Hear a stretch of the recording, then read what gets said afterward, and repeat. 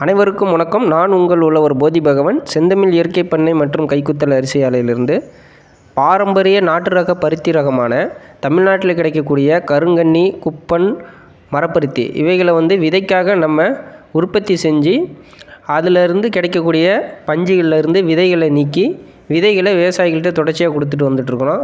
அந்த வகையில் நம்ம வீட்டுக்கு தம்ம பயணம் மேற்கொண்ட மதிப்புக்குரிய பௌத்த அறநடிகள் போதி அம்பேத்கர் ஐயா நம்ம இந்த விஷயத்தை சொன்னோன்னே அவரும் செஞ்சு பார்த்தாரு.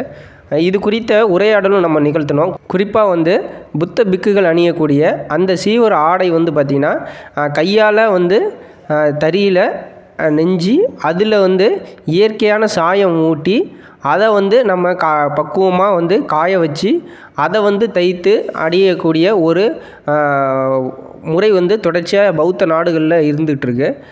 குறிப்பாக இதுக்காக பிக்குகளுக்கு தனி பயிற்சியும் அளிக்கிறாங்க. நாட்டு பருத்தியை ஏன் விவசாயிகள் பயிர் பண்ணணும், பொருளாதாரத்தை எப்படி தக்க வைக்க முடியும், அதை மேம்படுத்த முடியும் அப்படிங்கிறதுக்கான ஒரு சின்ன கலந்துரையாடலும் நம்ம நிகழ்த்தினோம். நன்றி, வணக்கம்.